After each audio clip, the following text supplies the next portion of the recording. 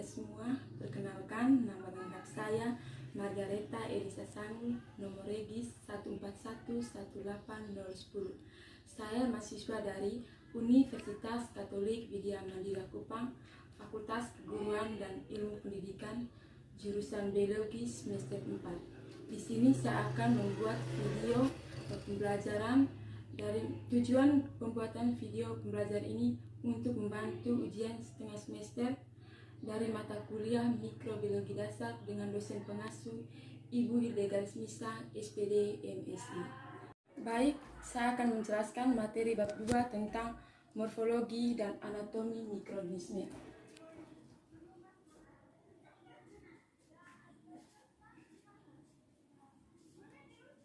Morfologi dan anatomi mikroorganisme.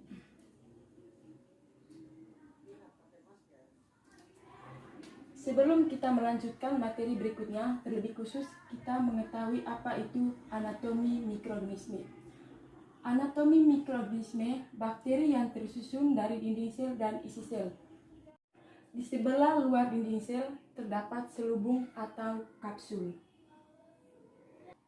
Baik, materi yang berikutnya, 1. Morfologi mikroorganisme. Dunia mikroorganisme terdiri dari berbagai kelompok jasad termik, kebanyakan uniseluler. Ciri utama yang membedakan kelompok mikroorganisme tertentu dari mikroba yang lain adalah organisme bahan seluler. Di sini saya akan menjelaskan apa itu jasad termik.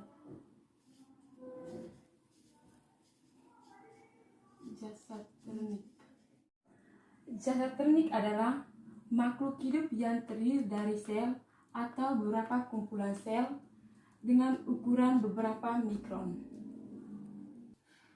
Baik, jasad termik ini ukurannya sangat kecil.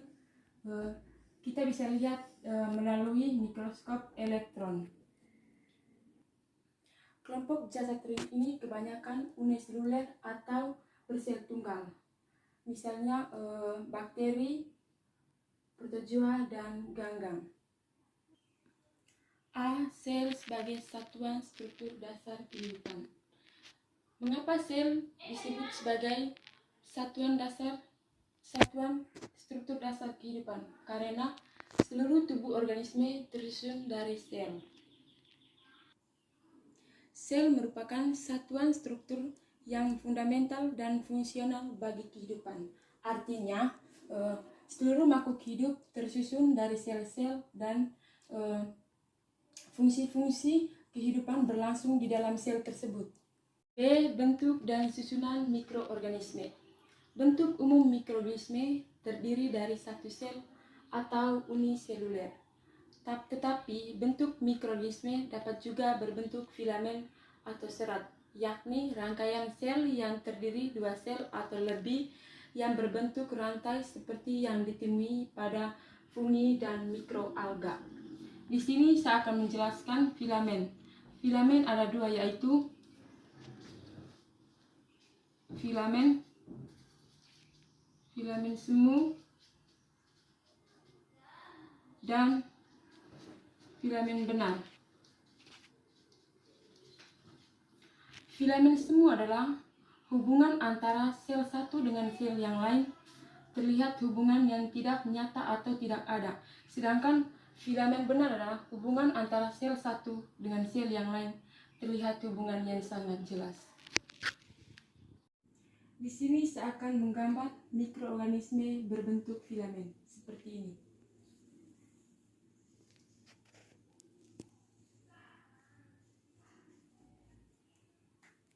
Ada juga seperti ini.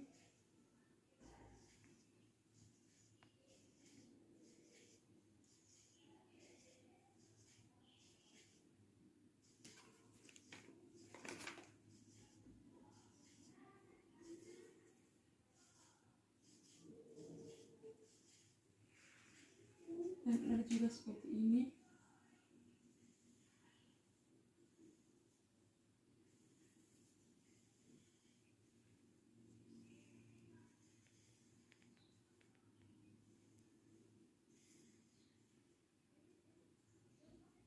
Dan ada juga seperti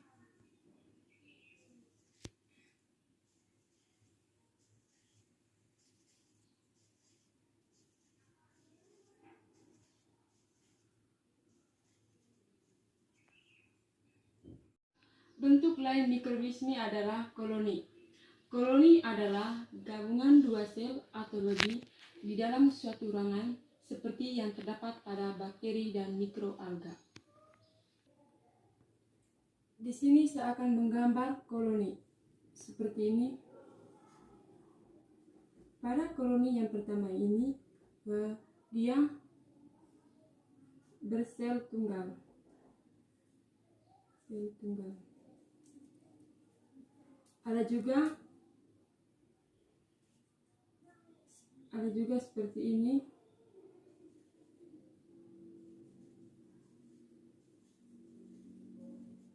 Dan ada juga seperti ini.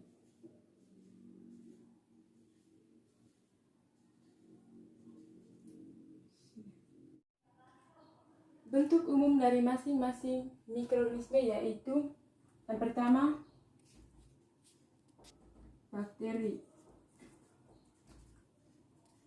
yang kedua cyanobacteria,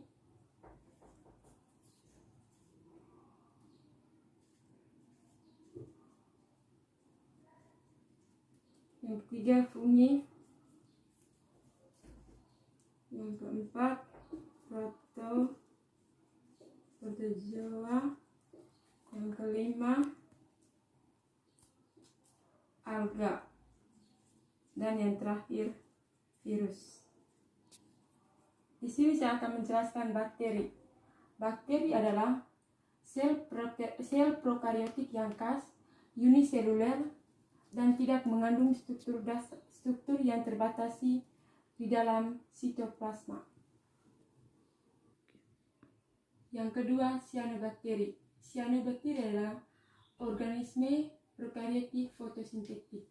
Artinya, pada cyanobacteria ini dia mengandung klorofil dari pigmen-pigmen. Artinya pada bakteri yang ini dia mampu untuk berfotosintesis.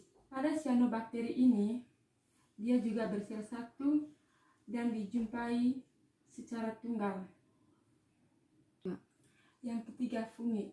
Fungi ini tidak berklorofil dan tidak mempunyai dinding sel yang kaku.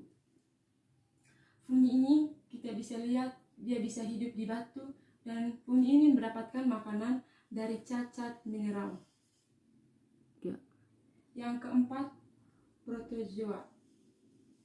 Protozoa ini protista eukariotik yang berklorofil pada golongan tertentu, tetapi protozoa ini tidak mempunyai dinding sel. Protozoa ini juga kita bisa lihat dia itu berbentuk bermacam-macam aneka ragam. Yang kelima, alga. Alga ini adalah protista eukariotik yang berklorofil, tetapi alga ini juga bisa termasuk dalam organisme autotrof. Contoh dari alga adalah misalkan alga hijau, alga biru, alga coklat, dan alga merah. Yang terakhir, virus. Pada virus ini dia bersifat uniseluler atau bersel tunggal, terdiri dari seutas asam nukleat baik ADN maupun ARN terbungkus di dalam lapisan protein. Yang kecil, ukuran mikroorganisme. Besaran untuk mengukur mikroba yang paling umum digunakan adalah mikron dengan lambang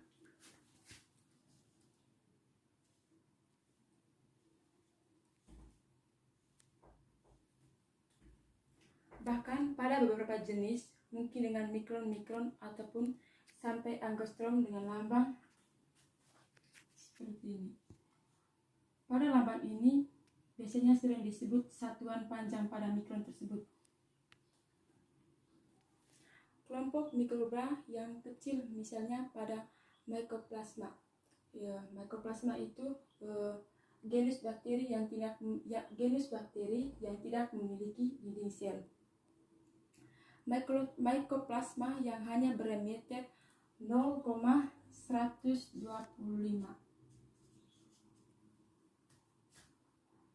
125 mikron saja. Sedangkan yang paling besar adalah mikroalga biru hijau, misalnya Oscillatoria. Sering kita disebut Oscillatoria itu nama dari genus dari mikroalga tersebut. Dengan ukuran diameter lebih kurang dari 500 kali dari Mycoplasma. D. Struktur sel mikroorganisme. A. Struktur sel prokaryotik. Ditulis A. Struktur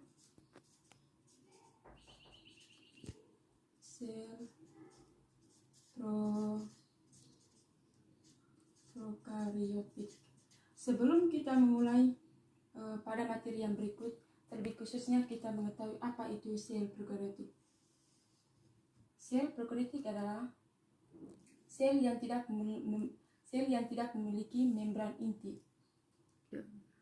Secara umum, susunan sel prokaryotik yang pertama dinding luar yang terdiri dari lapisan lendir, dinding sel dan membran. Yang ketiga sitoplasma atau plasma sel, dan yang terakhir bahan inti.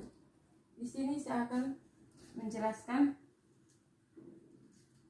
yang bahan inti. Bahan inti ini yang pertama, kita tulis 3 bahan inti. Yang pertama, 1 lapisan lendir, 2 dinding sel, 3 membran sitoplasma, 4 isi sel, 5 inti atau nukleus, dan yang keenam flagella, flaget, dan yang terakhir pili atau fimbriae.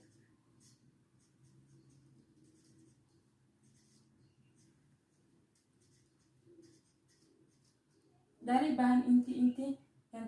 bahan-bahan inti saya akan menjelaskan masing-masing pada bahan inti tersebut. Baik, yang ketiga bahan inti. Yang pertama tadi lapisan lender. Bila lapisan lender ini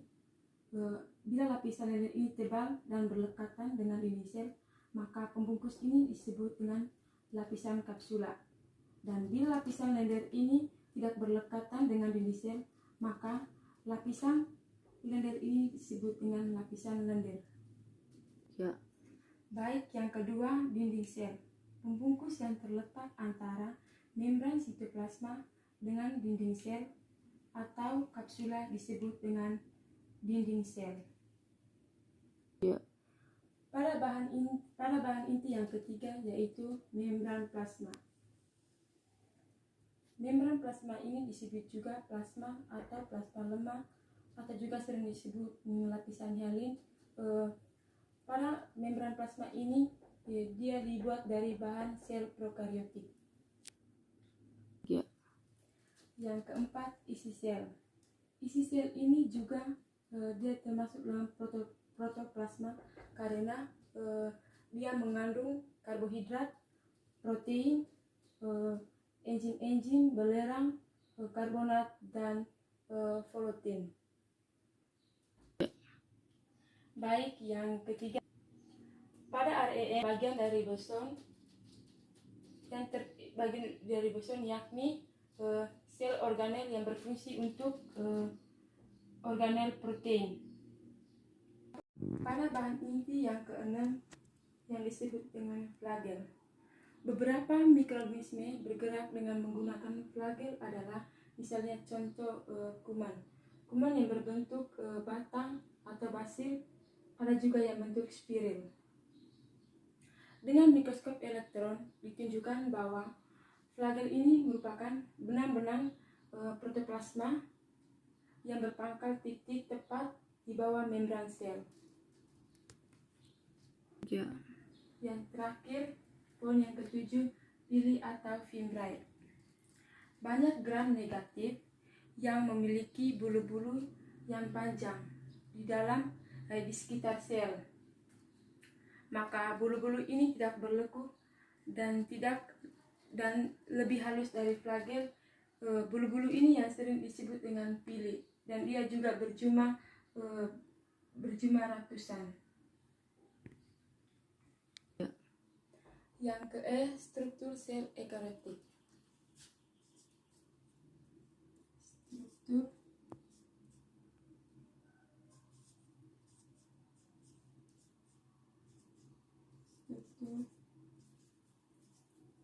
sel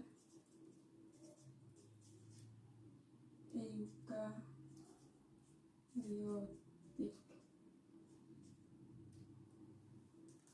Sebelum saya menjelaskan pada materi yang berikutnya, terlebih khusus saya akan menjelaskan apa itu sel eukariotik. Sel eukariotik adalah sel yang memiliki selaput membran inti atau nukleus. Yang struktur sel eukariotik. Yang pertama, sel eukariotik. Sel eukariotik adalah sel yang memiliki selaput membran inti atau nukleus. Struktur sel eukariotik lebih rumit daripada sel prokariotik. Ciri utama struktur internal sel eukariotik dan yang membedakan dari sel prokariotik adalah sistem membran internalnya yang ekstensif. Yang pertama, retikulum endoplasma. Sistem membran yang kompleks ini meluas ke seluruh sitoplasma dan membaginya ke dalam ruang-ruang terpisah dan saluran-saluran.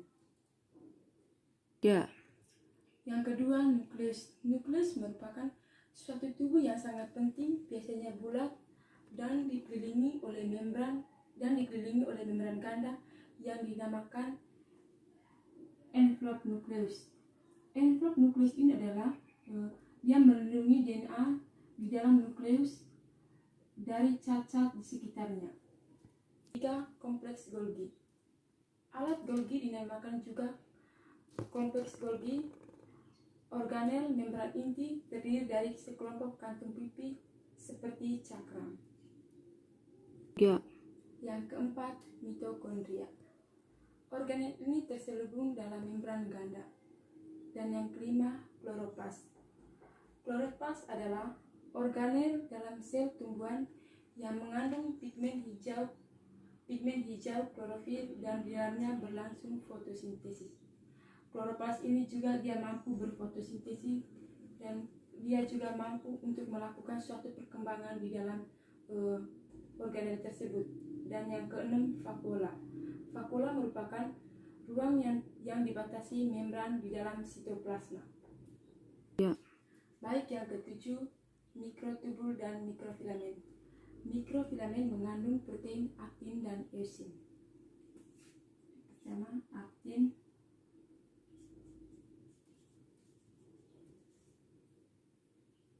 dan eusin. Pada aktin ini dia pembentuk filamen halus, dan pada mesin ini pembentuk filamen tebal. Yang kedelapan, flagella dan cilia. Kedua flagella dan cilia ini merupakan tonjolan yang meluas di luar dinding berbagai bakteri seperti ganggam, cendawan, dan protozoa. Yang kesembilan, dinding sel. Beberapa sel eukariotik mempunyai dinding sel, suatu penutup luar membran seperti sitoplasma. Kesimpulan pembuatan video pembelajaran ini dari mata kuliah mikrobiologi dasar adalah untuk mengetahui bentuk umum dari morfologi anatomi mikroorganisme. Jika ada salah kata, saya minta maaf. Sekian dan terima kasih.